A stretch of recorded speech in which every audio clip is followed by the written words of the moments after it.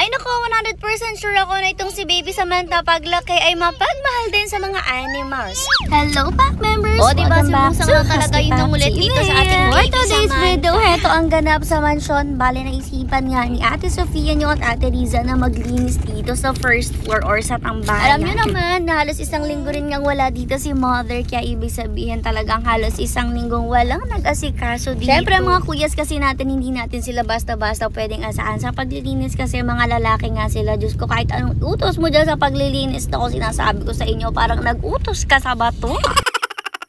Tapos ito mga ates nga natin, gaya na lang ni Ate Riza, may kanya-kanya nga mga intindihin. Si Ate Riza nyo may 2 anak, tapos si Ate Sofia nyo naman ay may trabaho. Kaya ngayon ay takto free rin silang dalawa, kaya napagtulungan nilang linisin etong tambayan natin. Madalas kasi talaga magabok dito, ewan ko ba dito sa lugar namin, talagang kahit saradong-sarado na, grabe yung gabok, nakakahanap pa rin ng pasok. Naalala ko nga si Mother araw-araw nagpupunas dito, pero araw-araw napakakapal ng gabok. At naku, hindi ko na talaga alam kung saan yun ang gagaling. Sabi ko nga siguro nadadala na rin ng members natin papasok sa loob dahil nga doon sa loob ng mansyon napakagabok rin naman kahit palaging sarado. Kita nyo rin naman talaga dyan sa ating floor na sobrang putek dahil nga tag-ulan talaga nito nakadaan, kaya naman kapag papasok ang pack members natin, hayad dala-dala nila yung putik papasok dito at sa loob. At isa pa nga yan sa matinding linisin nila at kailangan pa talaga nilang i-mop itong buong first floor na napakalawak rin, pero pinush na rin nga. Anyways, yes guys, tama kayo ng rinig, pauwi na rin nga si na Mother dahil nung time na to babiyahin na sila kinabukas. Kaya naman excited na rin kami kasi syempre na-miss na rin talaga ng pack members natin si Mother. Habang naglilinis nga, syempre hindi mawala ang nangungulit at isa na nga dyan itong puppy. Alam niyo ba, naalala ko nung maliliit pa at kumpleto pa itong mga puppies na to, siya talaga yung bihirang pumasok dito sa loob ng mansion. Takot na takot siya. Pero ngayon, madalas na nga siya dito sa mansion. Basta makita niyang bukas yung piton, ako papasok na talaga yan agad-agad. Ayun, tuloyan dito nga siya habang nagmamap at naglilinis ng sahig ang mga ates na. Bale, dahil nga 3 buwan pa lang yung tayo ni Ate Riza nyo, si Ate Sofia nyo